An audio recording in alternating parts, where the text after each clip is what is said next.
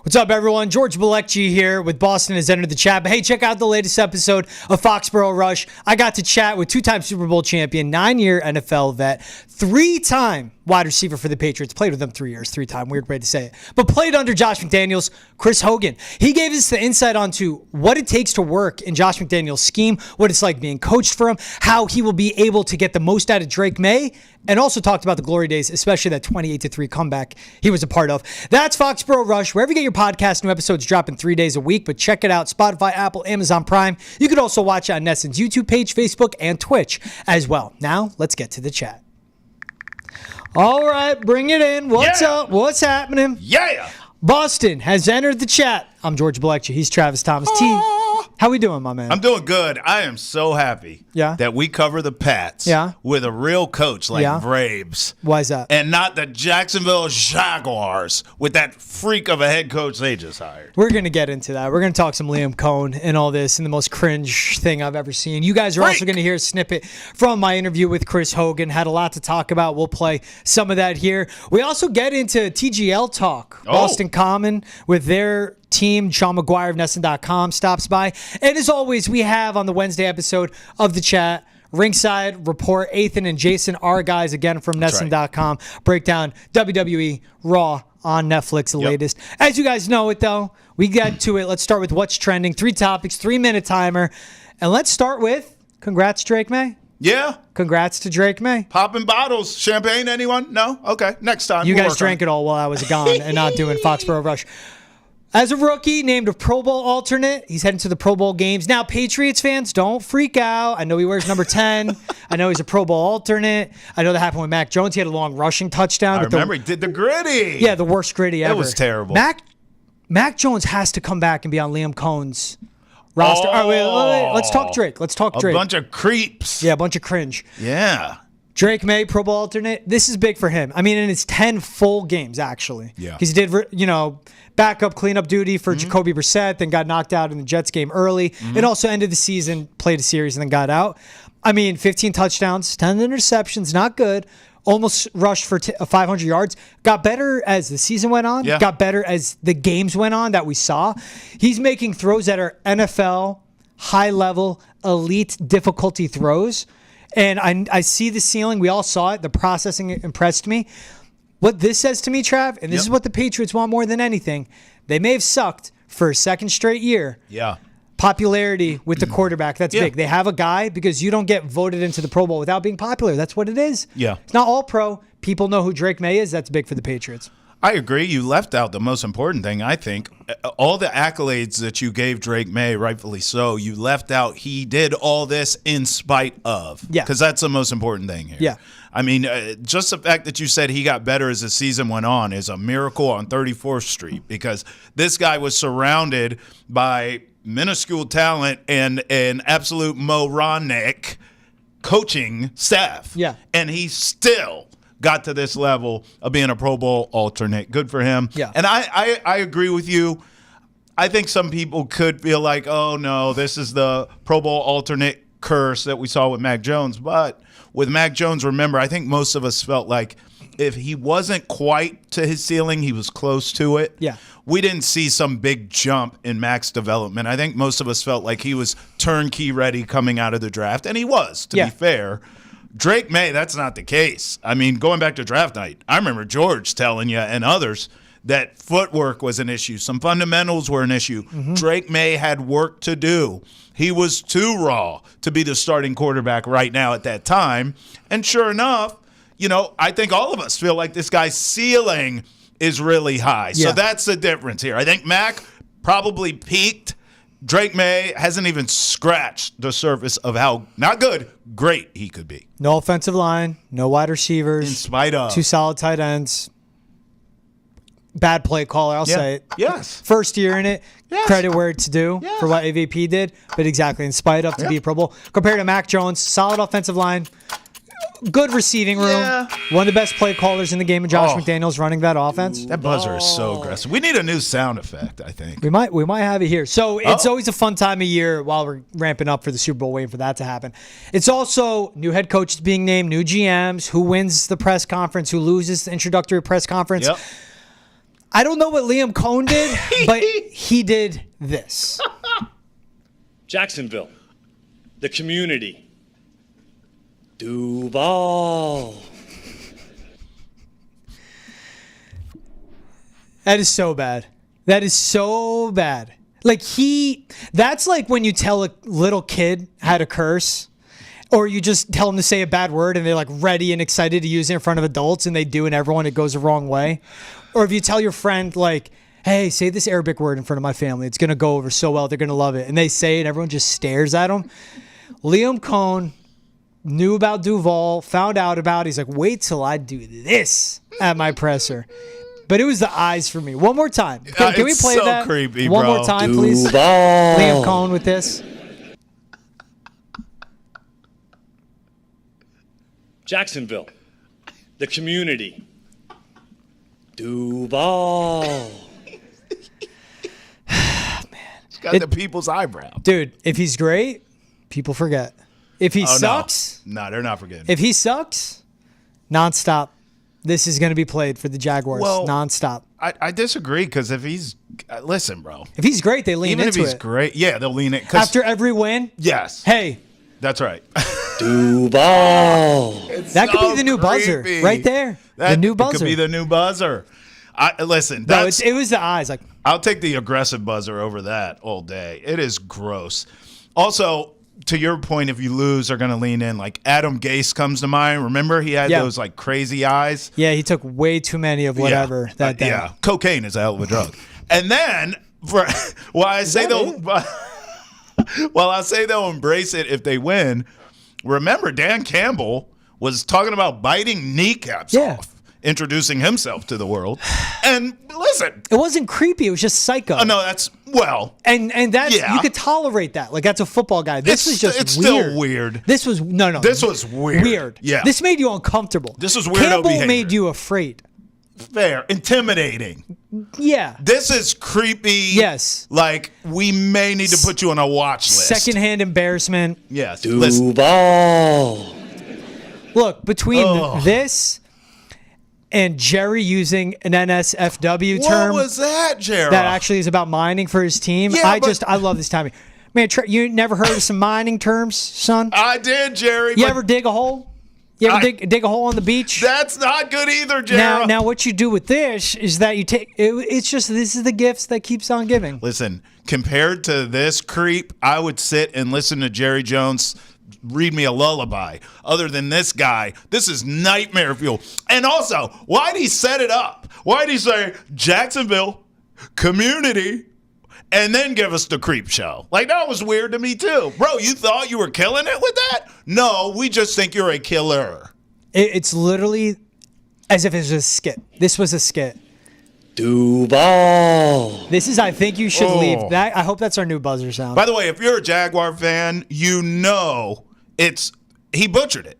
It's Duuuval. Like, it's supposed to get you hyped. Duuuval. That's a question mark behind it and a serial killer. Other than that, I think he's going to be a great coach. I don't know. There's also a bite of him like, I'm banking off honesty, and it's like, brother, you lied about your kid getting sick. Facts. Hey, solid lie. Facts. You have 2 kids, so you have that lie twice whenever you need it. Yeah, but I tell my kids to get in the game. But Dad, my arm's hanging off. Rub some dirt on it. Yeah, I'm not saying they literally get sick. You could just use that lie. I could. But then he does that and then talks about honesty. Duuuval. Duuuval. I'm sorry, guys. I'm sorry you got to keep hearing it. I just love killer. it. Hey, Chiefs Bills. Oh. Highest rated AFC Championship game. Highest audience ever. 57.4 million viewers on CBS. Best for any NFC AFC title game since the 57.6 million for Giants Niners in 2012. I remember that game. Tops prior AFC record, 55.5 million last year for Chiefs Ravens. So you see that there's no Chiefs fatigue. No. You see that. People either wanted to witness the Chiefs fail Yes. or Buffalo break through. Right. And in all this, you cannot ignore it. Taylor Swift effect. Sure. Chiefs Texans, the round prior was $32.7 million. Still good number. Chiefs Bills, still good. That's insane. Yeah, it is.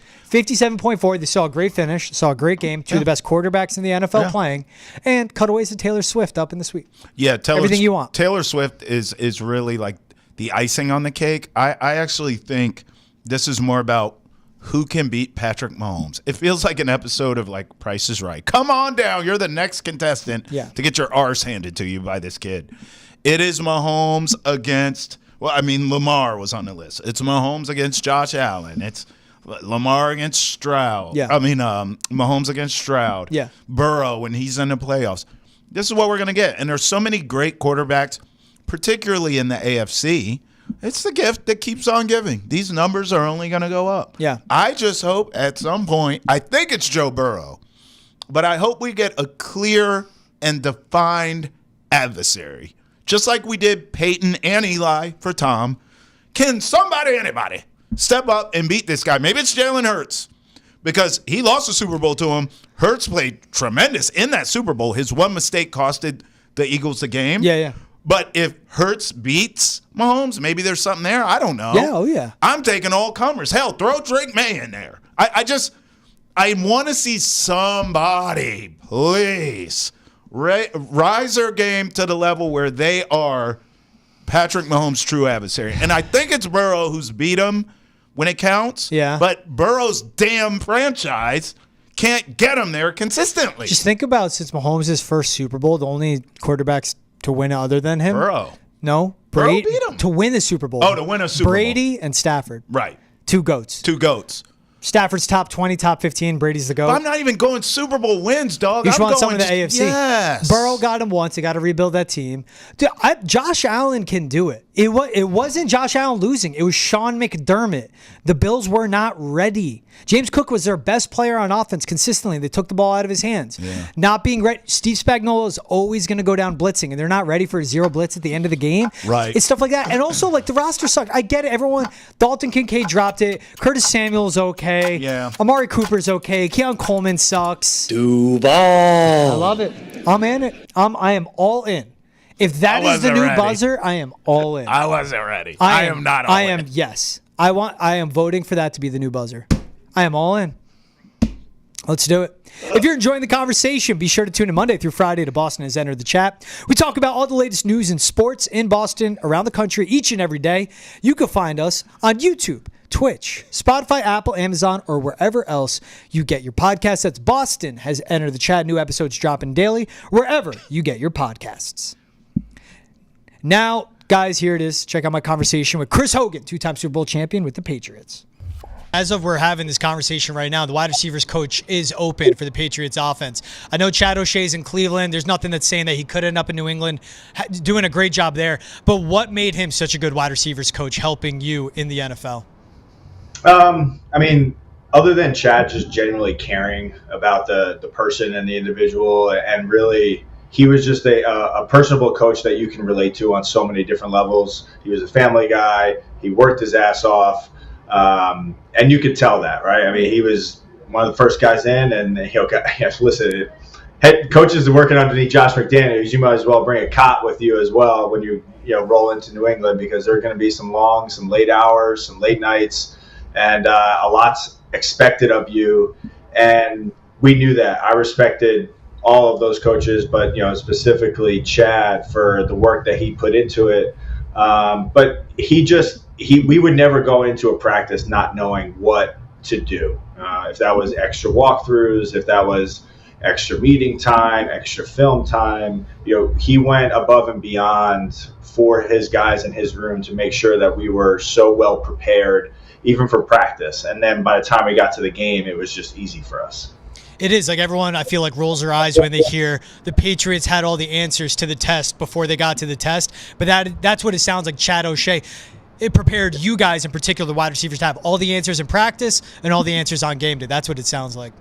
Yeah, absolutely. I mean, we wouldn't just watch film to watch film, right? We did it for a reason. We'd watch specific guys. We'd watch specific coverages. We broke down film, game film from from the last year, 2-3 years previous, or if a specific coach was coaching on another team and this is what he did in third down. I mean, we went over everything, man, and that's what I said. I don't know what this coaching staff was like underneath Gerard, but underneath Vrabel and underneath Josh, I know that they're going to be extremely prepared for any and all situations, and I really think that level of preparedness is going to help us kind of win some of those one-score games that we've kind of found ourselves in the last couple of years. We really haven't been able to close the door or kind of come up clutch in those situations. So I really think that these two guys are going to kind of push us over that threshold and help us win football games in the fourth quarter. And to get past like the learning curve and getting acclimated, we hear again about the system. It puts a lot on the quarterback at the line of scrimmage. You always hear the option routes for the wide receivers. What exactly does it demand of you guys in that position when it comes to being on the field and from play to play, drive to drive, game to game? Yeah, I mean, you're going to have to establish a relationship with your quarterback. I think that those guys have been doing that. This is going to be a totally new system, a whole new offense that they're going to be learning. Drake's learning it too. So when you're out on the field, the communication between the quarterback and the receiver has just got to be continuous. And you just cannot go into a play call without really understanding, A, what your quarterback's expecting you, where he's expecting you on the field, if you're reading the same coverages. So that comes down to, those option routes are huge, right? If Drake's reading one coverage and the receiver's reading another coverage, that timing and where he's expecting you to be is going to be off. So I think there's going to be a lot of work that's done off of the field, or let's just say maybe post-practice, working on different looks, different routes, understanding the timing of these things. And I think Drake and Josh will do a great job with Drake. And I think, hopefully there is, I would love to see David Andrews kind of, be a leader in that offensive line room. I'm not exactly sure if where he's at contractually, but he would be a guy that you would lean on heavy because he knows he's been there, he's done it for a number of years, and he could help Drake tremendously. Yeah, I love you point out the chemistry and like what the processing takes for the quarterback to know. I was very, very impressed with Drake Maye because I thought the talent's there. Maybe the processing and reading defenses would take a year, but like from start one to his final start of the season, he showed that growth. What have you seen from watching Drake Maye this season where you as a wide receiver, you go like, man, I would love to play with that guy? Yeah, man. Listen, he's an athletic quarterback. He's able to extend plays. We saw that kind of time in and time out, week by week. He seemed to get better. To me, he was a young quarterback that really knew when the play was over. He wasn't afraid to check down. He wasn't afraid to just throw the ball away.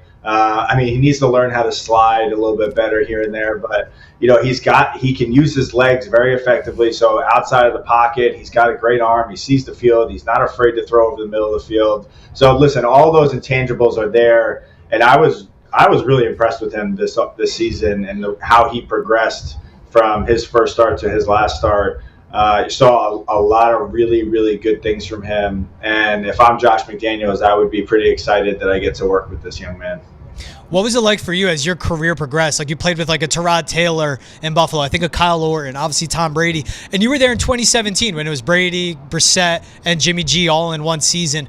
What's the difference like of just in general playing with a younger, less experienced quarterback and then the veterans of the league? Yeah, man, I think it just goes to that communication, right? Mm-hmm. You can't with Tom. You always kind of knew what he expected, and he was very vocal about what he wanted, how he wanted routes run, what he wanted a formation or a play to look like. With the younger quarterback, maybe you don't get as much communication, or they're maybe a little hesitant to speak up in a meeting or speak up on the field. So I think that for a young group of receivers and a young quarterback, I think you just got to communicate, man. It's just that constant flow of communication back and forth, just really talking through everything. I don't care if it's a 5-step hitch route or a juke route, whatever, how technical the route can be. As long as you're on the same page with your quarterback, you're going to be in a much better position. When you get down to this, you get into plays and the quarterback looks out and he sees a guy and he's just like, I have no idea what he's going to do. That's an unsettling feeling. And Tom would always tell us, man, this was one thing that will always take, and I'll never forget. It's like, listen, if I don't think you know where you're going, or I don't trust you, right? That's the big word that we can highlight here. If I don't trust you, I'm not looking you're not getting the football. So there's always that trust. And I think for Drake, with all these young guys, and, listen, we can talk about Baker and Polk and, how, the seasons went for them. And listen, they're rookie players. They got a lot to learn. I think for them, this is a great fresh start. I think they should be excited about this. And I think that they really need to go to that. I was hearing so much about how Drake and Polk and Baker, they were always seen together. They were always talking. Like, that can't stop. And you should be excited that Josh is going to be in here, and you should learn as much as you possibly can, so that when you do get into a game, you get into practice, you get into training camp, your quarterback trusts you. And then you're going to get the football, and you're going to be able to make plays. Hey, the year before you got to New England, your last year in Buffalo, that's when you started to break out as a receiver. Then you come into New England, and that's when you really took that step forward, playing like 80, 85, 90% of the offensive snaps every game, every season. What was essential for you to build that trust with Tom Brady? Just like that square one, and then obviously it led to the rest. Yeah, I mean, I think it starts, there's so many different parts of gaining Tom Brady's trust. You can't just come into a locker room and he just trusts you, right away. So for me, I wasn't overly communicative. I wasn't a guy that asked him a ton of questions because, listen, I had Julian, I had Danny, I had Gronk.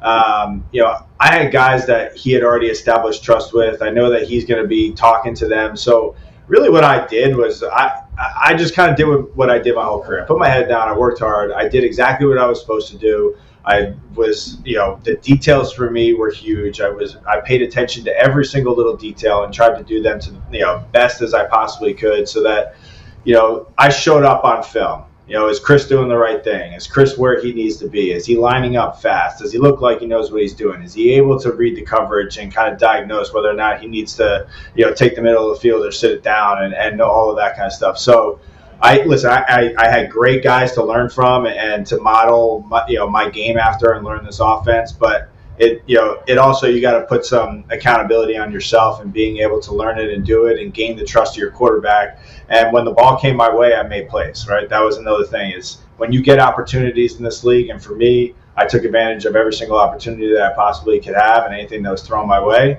And I just made the most of it. And so little by little, you kind of gain that trust of your quarterback. And, he's looking at you more, on Sundays than maybe he would if he really didn't have that trust in you as a receiver.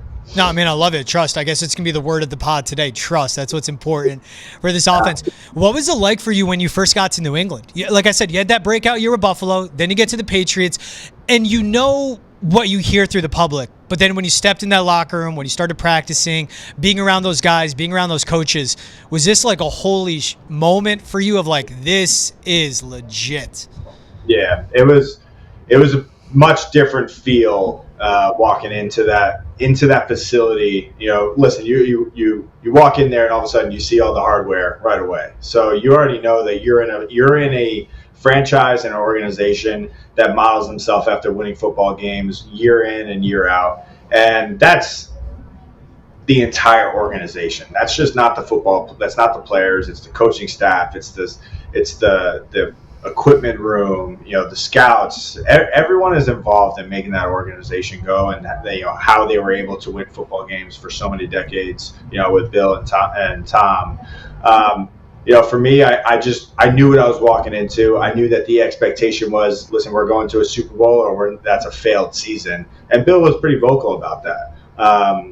And his expectations were through the roof. We win an AFC Championship game in 2018, and then we lose the Super Bowl. Giving out rings for a moment like that can be a big moment in someone's career. It was just kind of like another team meeting, right? It's like, okay, we didn't accomplish our goal. So I knew that the expectation, I knew what was going to be expected of me going in there, is like I was going to have to be on my best every single day to make sure that I can live up to this expectation, that I can play within this organization and be successful and be a part of something that can potentially has the chances of being, a really great football team.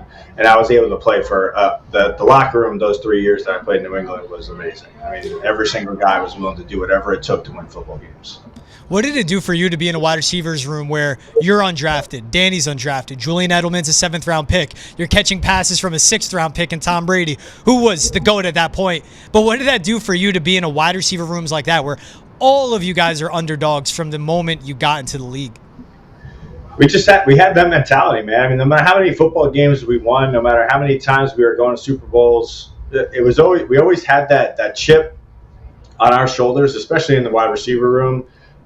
Because everyone always kind of counted us out, no matter what year it was. I don't care how many games you won or how successful you were throughout the season. It's just like, oh, these guys stink. But that wasn't really the case for us. We didn't listen to the outside noise. We had that chip that used to sit pretty heavily right here on our shoulders, and we played like it.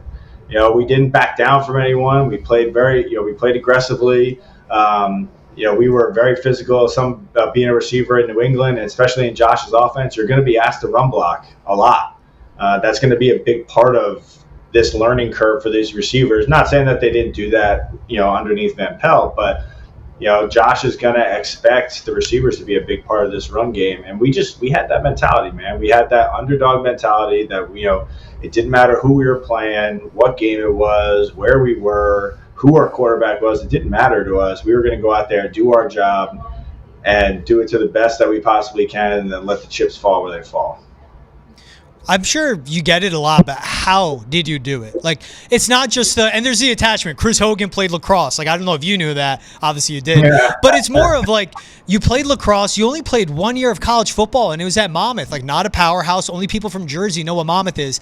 How did you make that happen to, break through into the league from being on a 53-man roster to then being a guy that Tom Brady relied on, a guy that won 2 Super Bowls, a guy that had a really big impact on these offenses? Look, I was fortunate, man. I got a lot of opportunities, and when the opportunity came, I made the most of it.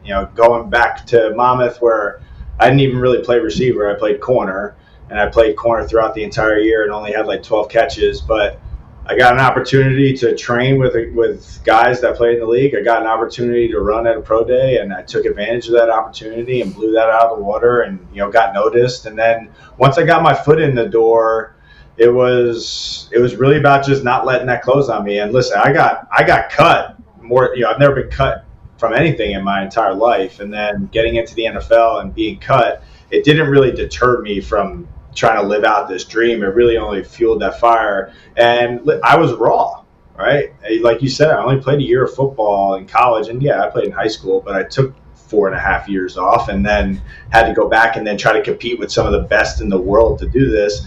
I just relied on my athleticism. So I had a lot to learn, and I mean, it was football for me 24/7 for so many years. And then I got to a point when I got to Buffalo, I started cracking the roster, and then I started playing more of the receiver position, and I just kept learning and learning and learning. And when I got to New England, I thought the learning was over, but no, it was just getting started. And I learned so much from Tom and so much from Josh and Bill. I mean, those guys took my football IQ, from here to here. And I was always a guy that I never shied away from anything. I always did what was asked of me, whether it was being a starting receiver and then playing on all 4 faces of special teams. Like, that was something that I did throughout my career, and that was asked of me. And I was a very firm believer, and Bill was a guy that always would kind of tell his players this, is like, listen, if you're not really good at one thing, then you need to be great at 5, 10 things. And that's kind of where I hung my hat on, was I was going to work my butt off to be able to contribute on special teams, do all the stuff that I need to do in the receiver room, so that I can be helpful and help this team win football games. To watch the full interview with Chris Hogan, catch the latest episode of Foxborough Rush, wherever you get your podcasts, Spotify, Apple, Amazon Prime. You can watch on YouTube as well. That is Foxborough Rush. New episodes dropping 3 days a week. We cover everything Patriots, everything NFL, wherever you want to get your podcasts. All right, let's bring him in now. Sean McGuire of Nesson.com. S-Mac, how we doing, my man? I'm great, George. How are you guys today? Doing good. I know you're excited. We're talking golf. Boston Right. Com and TJL made their debut. First off, first things. You know, everyone's asking about it, but those that don't know TGL, what is it? What does it stand for? How does it go down? How are you liking it? Explain it. So it's a technology-infused golf league, and Boston Common Golf is the home team, I guess. Rory McIlroy, Keegan Bradley, Adam Scott, Hideki Matsuyama. Those are the guys on Boston Common, and so they just got started last night. First match, I should say. They were the last team to debut, but it was. I'm not just saying this, like, I truly was very entertained. Like, I didn't know what to think going in. When you first hear about it, I was, I guess, excited. It's a new thing, but certainly, like, reading some of the rules and, doing some research on it, it was like, yeah, is this going to be confusing or strange or what? And it certainly exceeded my expectations. It was, I didn't turn it off. And it was like a combination of, energy and excitement, and the energy felt authentic. I've watched a handful, minutes sparingly of the first few weeks, and the energy wasn't there. It also, the first three matches of the season, the finals were 9-2, 12-1, and 4-0. Wow. Obviously a 4-3 sort of match is a much different animal, but the energy was authentic and the entertainment kind of followed that. So I really was engaged and entertained.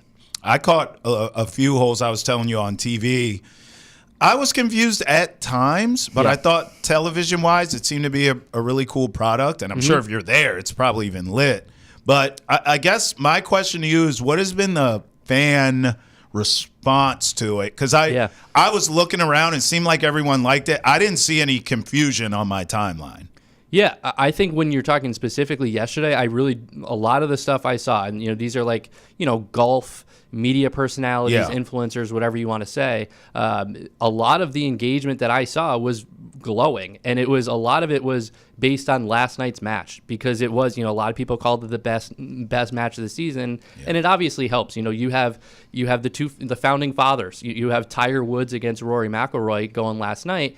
And again, I really can't stress this enough. I know it's probably obvious, but the fact that it was like a competitive match, a competitive score, it makes it so much different. I mean, you talk about a 12-1 match, like everyone's tuned out of that. It's just not as interesting. The players are tuned out of it, and in turn, the fans and the viewers are tuned out of it. So I think a lot of the reception that I saw yesterday specifically was really positive. Yeah, it was 4-3. It was a final in overtime. And what I caught at the end, Sean, is like, I don't know what's going on. Tiger's about to putt. A flag is thrown, but everyone's saying the hammer. I wish it was a real hammer. A hammer. But what I understand is that it turns that hole from 1 point into 2. Every hole's worth a point. If Tiger missed it, then Boston Common would have won, because they would have gotten the 2 points. But Tiger got it, and he Gronk spikes the golf ball, and they go to the shot of the crowd. And I'm like, I would like to go see this in person. Yeah, for sure. It is like the Phoenix Open meets high-level golf when it comes to skill. And I think that's what's great. I don't love golf on TV. I do like it in person, especially the high tournaments, the high-stakes majors. But, like, explain the hammer, explain the scoring system, because I loved it. But, like, I bet people are still confused. And and also, I guess, hammer on that. Not pun intended. Pun intended. Pun intended. But hammer home that part of like the electric atmosphere. That's what got me into it. It's an electric atmosphere. It looks pretty sick. Yeah, and I'm glad you brought up that point, because there was lighthearted trash talking and some guys, I don't know, busting balls. Maybe that's the way to put it. It was like you going out with your friends and playing golf, and you just kind of rib each other. And there was some of that. That Tiger moment when he spiked it like that, that was different. That was cool. That was like, okay, these are fierce competitors that do not want to lose. And I thought that was really cool. Just so, and to answer your question about the hammer, I love the hammer. I would say let's do some more of it, because essentially it heightens everything, right? It adds the pressure to the shot. In this case, Tiger's putt. It heightens the stakes, and it forces teams to kind of like be strategic when it comes to, I don't know, match management, game management, however you want to put it. But essentially, when you throw it, if the team accepts it, that means that they're going for it. So then that, if they, as you mentioned, George, Tiger's putt was essentially worth 2 points because Boston Common would have been granted 2 points if he missed that. Yeah. If he said, no, I'm not going to accept this, then they concede the hole. And at that point, what the score was, I believe it was 3-2. There was 2 holes remaining. It was on hole 13 out of 15. So, that's a pretty pivotal point. If you concede that, you tie it up with 2 holes left. So he makes that putt. He goes crazy. His teammates go crazy, and you kind of get, Keegan Bradley and Rory, tipping their hat like, shit, he made it. He did it. So, I thought that was like such a cool moment. And the hammer, when I was listening to the broadcast last night, it doesn't sound like the hammer was used all that much in the opening matches. Again, 9-2, 12-1. It really doesn't make all that much sense at that point. Yeah. But they used it early and often. Keegan threw it in the first hole. It was thrown again on the second hole. And it just it's like the possession arrow in a basketball game, right? If you throw it, the other team gets it next. If you throw it, so that sort of thing. So I just think it was really cool. It's a cool aspect of the game, of the sport. And that, again, that's like one of those things that when I first read this, when I'm reading this off a screen online, I'm like, what is going on here? But it's just kind of like when you watch it, it makes sense, and it definitely adds to it. Yeah, that was it. It's like when I heard about it, that they're driving into a screen. How entertaining can that be? But then you see like the approach to the hole from that point on. You see the stakes. You see how big the crowd is, like the in-person influence. Yeah. Because also when you read about it, you think it's like, just in a room somewhere. No, it's down in Florida, big screens, big lights. It's a party atmosphere. I think it's great. Hey, Sean, appreciate you stopping by, man. Talk some Boston Common golf, some TGL as well. As the season goes on, we'll bring you back on. Let's talk more of this as season develops. He's Sean McGuire, NESN.com. Sean, thanks for stopping by the show, my man. We appreciate you. Thanks, guys. For more on the Red Sox offseason, check out NESN's baseball podcast, 3/10 Left. We know you have a lot of questions about the Sox future, the offseason, the upcoming season. You can find all those answers on 3:10 Left, YouTube, Spotify, Apple, Amazon, and wherever else you get your podcasts. Now let's throw it over to our guys, Ethan and Jason, with the weekly Ringside Review on the latest Netflix on Raw. Welcome into another edition of Ringside Review. I am Ethan Christodoulou and joined alongside Jason Unpresser. He is a NESN.com writer. You can catch all of his work on NESN.com, of course, where he's written about WWE. He's done exclusives with some independent wrestlers. We've got a lot to get into. 4th edition of Monday Night Raw on Netflix. Jason, how you doing today? Doing well, Ethan. Very exciting time in wrestling. Royal Rumble coming up, WrestleMania season just kicking off. It's an exciting time to be a wrestling fan. Oh, absolutely. And the hype is real. Show's going to be in Indianapolis, stadium-sized event once again. I'm a big fan of them doing this for the Big 4 pay-per-views, and I'm glad that it's kind of the direction they're going here. Royal Rumble is one of those where anything can happen, and I think WWE's done a really good job as of late, putting us in a situation where, 2 weeks ago, I'm talking, I think the favorite is kind of out there and pretty obvious, and after last night's Raw, it can kind of go anywhere. But before we get into the big picture of the Royal Rumble, let's just kind of real quick take a look at Monday Night Raw as a whole. Takeaways, things that you really enjoyed. I think something that really stood out to me, which is fairly notable for the WWE fan base, Logan Paul.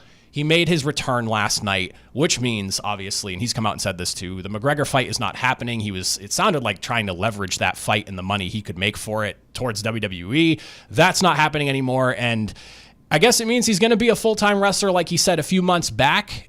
Also, it sounds like he's going to be fighting his own brother. He tweeted out that he and Jake Paul are now going to be facing off on HBO's. Is it still HBO Max? They might just go by Max now. I don't know. Too many streaming services. But they're going head-to-head now, and this is not a direction I thought we were going to see, but I'm assuming, and I'm sure you could agree with me on this, we're probably going to get promotion for that with Logan Paul being in WWE now full-time. Yeah, no doubt. I mean, I would not be surprised with Logan Paul. Like you said, he's probably now a full-time wrestler now. Just having Jake Paul probably at another wrestler side, depending on who he's feuding with in the future. As you said, a lot of teases on last night's Raw on Monday night. And so just a lot of things can happen with Jake Paul just, trying to antagonize his brother, trying to hype up this mega fights that it's probably going to be as the Mike Tyson-Jake Paul fight was. Yeah, I think the unfortunate thing for WWE fans is, while I do respect what Logan Paul has done, and I've actually this is like almost an embarrassing thing to admit. It feels sometimes. I enjoy his in-ring work and what he's done as a heel in the business, but now it feels like we might be crossing the border of too much now, where I would assume that this eventually leads to Jake Paul getting involved, and if there isn't promotion for this being just shoehorned into either Monday Night Raws or events leading up to that eventual match on March 27th, I will eat my shoe, because I feel like that's the direction we're going with that. Another thing that I think really stood out to me, and this is a conversation that will also lead to something else later, CM Punk, Paul Heyman, and Drew McIntyre having a little bit of a squabble after Paul Heyman revealed the cover for WWE 2K25.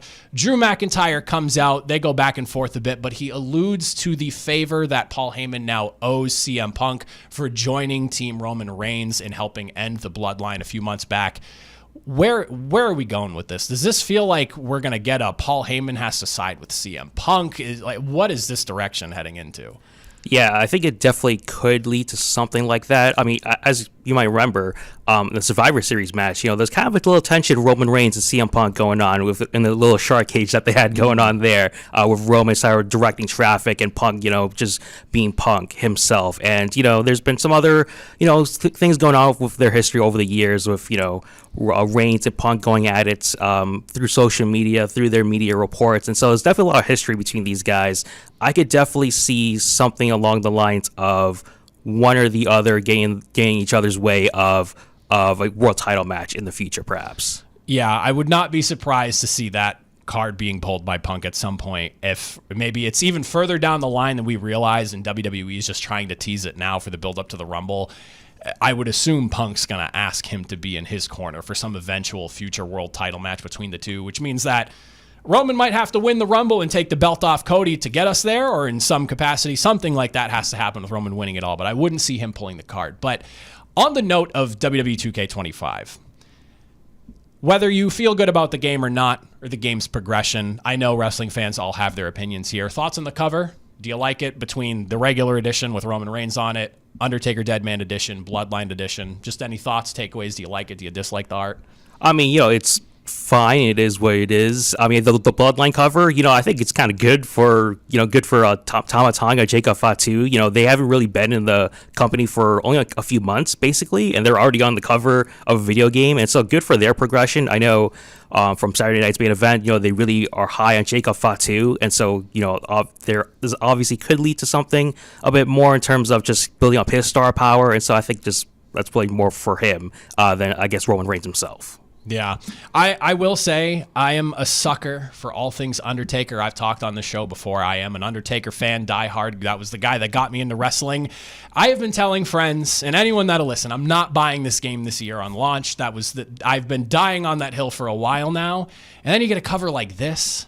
And I don't even buy the physical games anymore. But here I am telling myself, Ethan, you can't go back on your word. You can't go back on your word. I hope I'm not a sucker and I don't cave. I'm trying to hide my own credit card from myself to keep me from just going ahead and buying it. But I mean, the covers are the cover. What matters is the meat and potatoes in the game, the gameplay itself. It's been clunky. Hopefully it shows some improvement, but I'm not going to hold my breath. Now, pivoting off the game, there was a spot last night that we have to get into because A, talk about an impact, but B, I cannot believe JD McDonough finished the match last night. And when it started coming out after the fact that when he made it back to Gorilla, he passed out or collapsed, probably passed out. I wouldn't be surprised once the adrenaline finally came down. Broken ribs, a punctured lung. He let everyone know on social media himself after missing that moonsault into the commentary table. I mean, you even heard Michael Cole. There was a moment there where you could hear the concern in his voice where he, word for word, is, no, seriously, guys, we need somebody to come out here and check on JD McDonough. I mean, tough. Talk about toughness.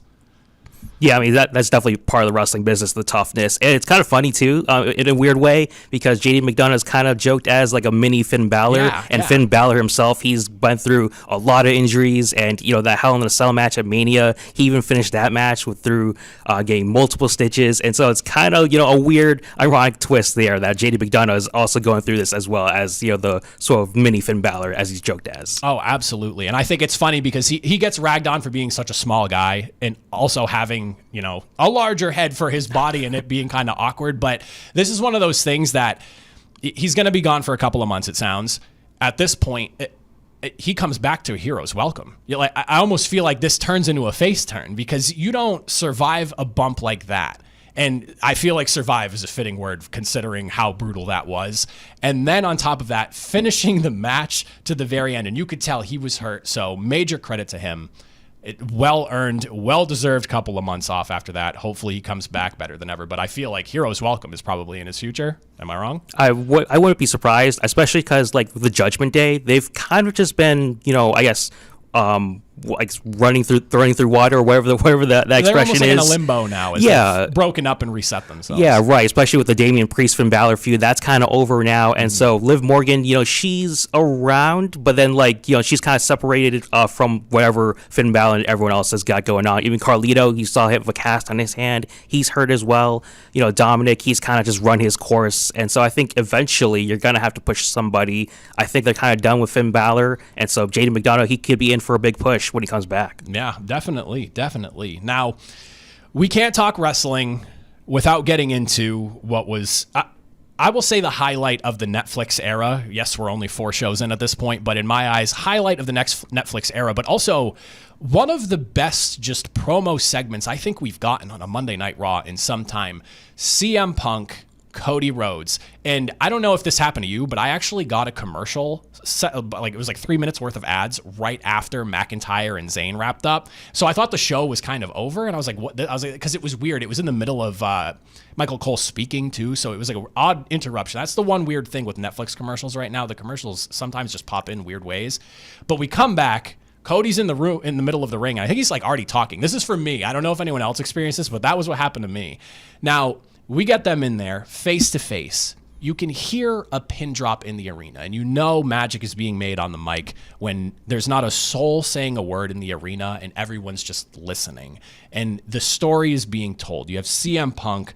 These are the 2 final men in the Royal Rumble last year, mind you. Longtime friends. CM Punk's alluding to all of that history. He made it very clear he's going to be gunning for Cody Rhodes should he win the Rumble. And then Cody Rhodes making it abundantly clear that he wants it to be him. And I love the 2 quotes that came out of this, with CM Punk basically saying, I'm not going to stab you in the back, I'm going to stab you in the front. Not verbatim like that, but basically what he was saying. And then Cody turning around and going, he would love the opportunity to basically show the best in the world that he is no longer the best in the world, and see that look on his face.